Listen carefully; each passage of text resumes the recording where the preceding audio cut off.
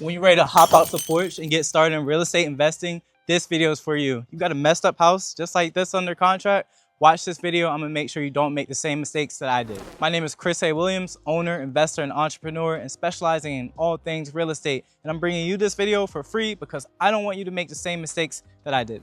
You gotta know what's going on in your foundation. Your foundation is one of the most important, if not the most important part of your house. Doesn't matter about all the repairs you do to it. You can put the most expensive marble flooring, you can paint it the best colors. None of that matters if your foundation is messed up, because the foundation is the base of your house. So have that evaluated. Send the licensed contractor, send the licensed termite pest professional, whatever, have them go down there and evaluate this and make sure your structural things are good, your girders, your beams, everything's up to standard, because you cannot be cheap on this. You're going to get hit with it on the inspection if you're flipping your property, and you're going to have to spend more money versus if you just got it right the first time when you were in your flipping process. When I did my first flip, my foundation was super messed up, but I knew that I couldn't be cheap on my foundation, and I spent the money on having the foundation reworked. We replaced the subfloor. We did a bunch of things in that foundation to improve it, and that helped my home sell quickly, and it helped it sell for more value, and it sold for the most expensive home on that block in history. And I attribute that to not being cheap, and especially on that foundational repair. So this foundation type right here is a crawl space foundation. I know it's a crawl space because here's a crawl space access door right here. You can typically tell if home is a crawl space. If you look on the outside, you see if it looks a little bit raised and there's exterior vents, things like that.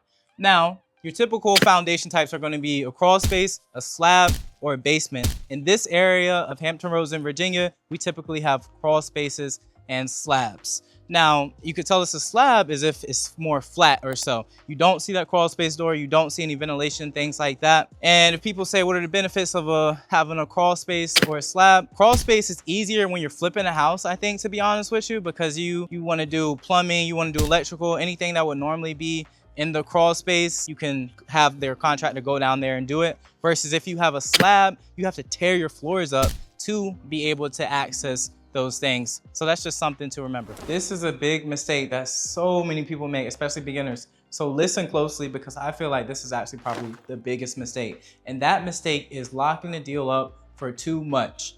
And I know it's tempting to do that, especially your initial appointments with the sellers. The sellers are always going to want more for their property than probably what it's worth, to be honest with you. But you've got to be realistic with them. You got to get them down on price. You cannot lock the deal up for too much money, because that's going to set you back tremendously. We've all heard these stories of people making $1,000 on the flip, or people even losing money on the flip, and that's because they locked the deal up for too much. Now, they may think, hey, the numbers may make sense, but a lot of times they're using that perfect case scenario. And as you know from my stories of flipping houses and doing investments, there's no such thing as a perfect case scenario. Something is always going to go wrong. So you want to make sure that you have a buffer there in place for when things do go wrong. So as I referred to my first flip, with that one, and a lot of things did go wrong with that one. I was literally 2 times over my initial rehab budget, but because I locked the deal up at such a good price and I gave myself a great buffer there, I was still able to profit very well from that deal. Now, it's not as much as I originally thought, but I was still able to profit very well. And that's because I locked the deal up at a great price.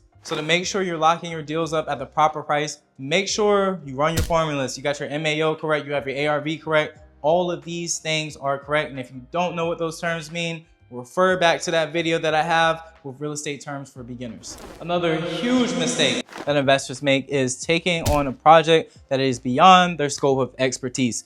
This right here, as you guys see it, this house needs a lot of work that's done to it. This is a full, complete gut, full rehab. This isn't just some cosmetic repair where you just replace flooring real quick, you paint it, and you're good to go. So as a new or beginning investor, I would not recommend a house like this, even though you may think, Chris, I can make a lot of money from it. Yeah, you can, but you also could lose a lot of money if you don't know what you're doing. So if you do want to take on a house like this, then I would recommend partnering up with somebody who has done something, a project on this scale. And for you, if you're doing things yourself, what I would recommend is doing some projects that aren't as intensive, where you can do just a quick cosmetic 30-40K repair, where you're doing painting, flooring, nothing too much done to it. But as you guys see, this just needs so much work done to it. And you guys should know by now, I'm not going to give advice that I don't take myself. So when I run into a house that I feel needs way too much work, where even though I know what I'm doing when it comes to flips and things like that, there's sometimes I just don't want to take on a super intense project. So what I will do is I'll assign that to a flipper who does want to do that. Maybe a flipper who does have a crew, construction crew that he's working with constantly where they just need work. So my two biggest wholesale deals, one where I made $75,000, another where I made $50,000, were from those exact scenarios in which I had a property locked up under contract, but the work was just way too much for myself. And I didn't want to fail the seller, and I also want to profit from it. So I assigned it to a flipper that I know, and they're the ones that took it down. They did the flip and everything went well on that part. So another big mistake that you are going to be tempted to do it. And I'm here to tell you right now, do not do this, no matter how tempting. And if you do it, I'm going to find you. I'm going to slap you on the back of the neck. And that thing right there is by being cheap.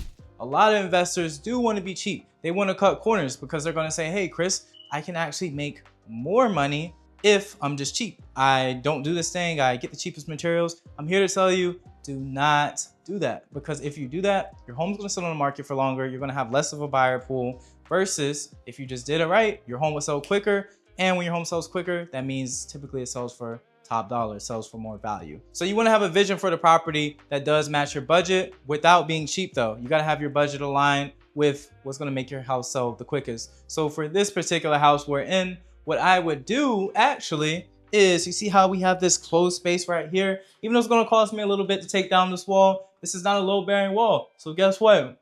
Boom, it's going to go down. I'm paying my contractor to take it down, and that will open up this space because right behind here, we do have a living room and we can have an open style house now because that is what's selling quicker versus if I just wanted to be cheap and I wanted to save money, this is an eyesore and there's really no usage for that. If we're looking in the kitchen now, it can be very tempting to get cheap in the kitchen, I'll say, especially, well, this one doesn't have any appliances or anything like that in here except this black dishwasher. Let's talk about dishwasher for a second though, because if we're being cheap, you may think, all right, let me just take this dishwasher out. Or you may say, it's already here. Let me just keep that dishwasher in. Do not do that under any circumstance. And don't go to your Lowe's and get the very cheapest dishwasher that you can find. What you want to do is, because we're in 2025 now, stainless steel is in. Like literally people will not buy houses if they see a black or white appliances. I don't know what that is, but that's just what it is right now. So make sure you spend the money to get the correct appliances. We're talking about cabinets too. Don't be that person that just paints these cabinets. Do not do that.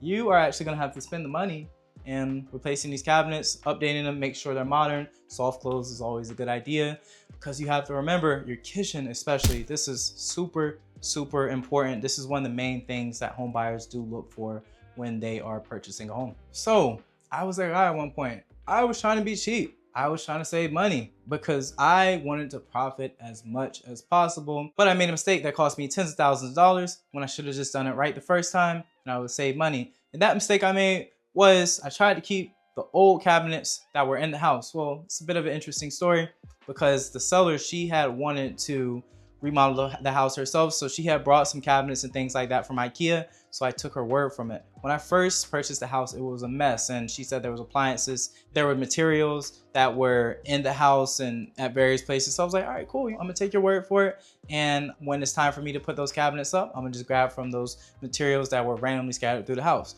Well, what happened was when it was time to put the cabinets up, there were not enough materials.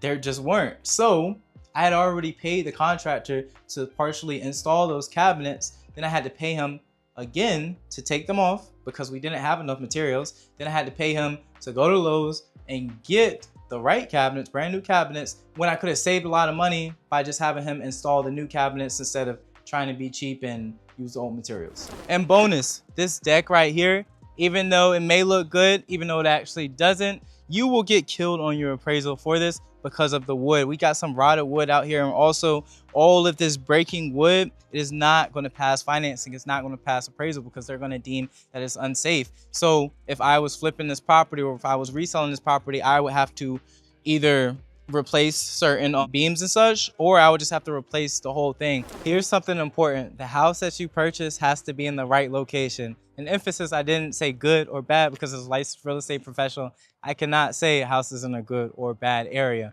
but the location determines everything. I know you may see these deals and you're like, oh my God, I can make so much money from this house. It's like all these houses are in the same area that are for sale. I can make a lot of money. Well, they're for sale for a reason, and they're sitting on the market for a reason, because people do not want to live in that location. So make sure you check out the area. You know what's going on in the area. You know the school zones, the school ratings. All of that is going to make a huge difference when it comes to reselling your house, or if you're keeping it as a rental, that means a lot too, because the rental rates depend on the area. And same thing when it comes to reselling, that depends on the area. You can have a huge, beautiful, the nicest house on the block, the nicest house in the world, to be honest with you, but if it's in the not so appealing location, it's not going to sell as quick, and it not selling as quick means it's not going to sell for as much money.